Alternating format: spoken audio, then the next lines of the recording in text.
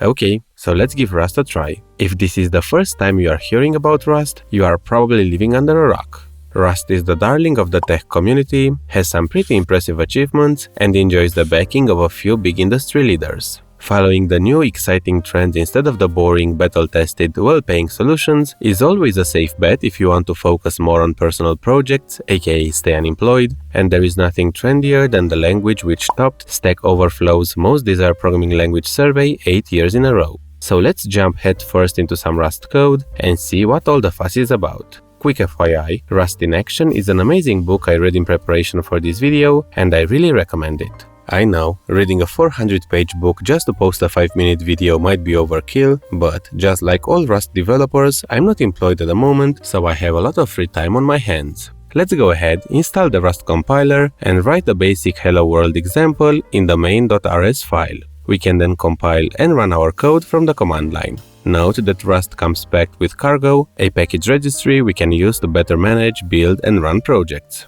Back to our code, we are already faced with one of Rust's many novelties, macros. The exclamation mark after the function name lets you know that this is a special construct which can generate code at compile time and allows you to extend the basic capabilities of the language in a more efficient way compared to a standard function. In the case of print, this is a macro handling all the necessary type detection needed to print any data to the screen while allowing for a variable number of arguments, which is a limitation of the standard Rust functions. Rust enables you to build reliable software, and this goes hand in hand with a static type system. So all values have types checked at compile time, but in most cases they don't have to be specified thanks to a powerful type inference mechanism. This is important to know because our name variable is a string slice which represents an immutable reference to a fixed sequence of characters. So if you want to read a value of the name from the terminal, we actually need to change the type of our value and replace the string literal with a call to the string new static function. Now the name will be stored in the heap and can grow in size depending on our needs. However, before we can actually put some characters into the name variable, there is one more thing we need to do. In Rust, variables are immutable by default, so you can't change their values once they are set. As a consequence, we need to mark name as mutable to make our code compile. If this feels complicated, don't worry, it'll get way worse moving forward. Jokes aside, Rust is known for its steep learning curve, but this complexity is a small price to pay for the power and safety offered by the language. So, next, let's go ahead and read the name from the terminal. We'll first bring in the IO module from the standard library. Then we can read a line of text from the terminal and store it into our name variable. Since the readLine method changes the data inside the name string, it accepts a mutable reference as the parameter. Next, readLine returns a result type, which is an enum that can be either OK if the operation is successful or error when the operation fails. We'll use pattern matching to react accordingly. Since the byte's value is not used, we'll prefix it with an underscore to avoid a compilation warning. On the error branch, since our logic is compromised if the readline fails, we'll terminate the program through a panic. Rust is designed to be a safe language, and one of its core safety features is the handling of null values. So, besides the result type, you can also use option and pattern matching to guard against the dreaded $1 billion mistake.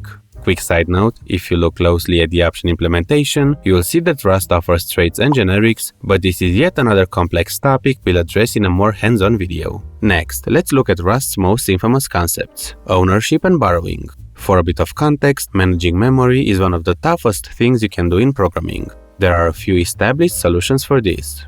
You can either go the C way, where you manually allocate and deallocate memory, or you can go the Java way, where memory management is done automatically through a garbage collector. Both are viable options with advantages and disadvantages. Rust introduces a third approach, where memory is managed through a system of ownership with a set of rules that the compiler checks. The rules are pretty straightforward. Each value has to have an owner, there can be only one owner at a time, and when the owner goes out of scope, the value will be dropped. To get a sense of this, let's go back to our code and create a function which concatenates our name with another string. Then, in the main function, I'm going to call polite and print the name back in the console. Pretty straightforward, right? Well, if you attempt to compile this code, you'll run into a big surprise. In Rust, when you assign a variable of a non-copy type to another variable or pass it to another function, the ownership of the data is moved to the new variable.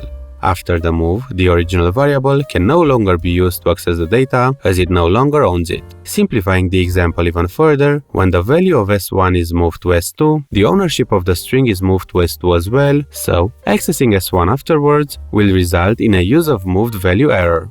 This video is part of the snippet series, where we are looking at code snippets from various programming languages and discuss useful concepts and patterns. We briefly looked at some of Rust's most interesting and powerful features here, but I'd be glad to post more deep dives into the language if you guys are interested. If you feel like you learned something, you'll probably find some of these videos interesting as well. Until next time, thank you for watching.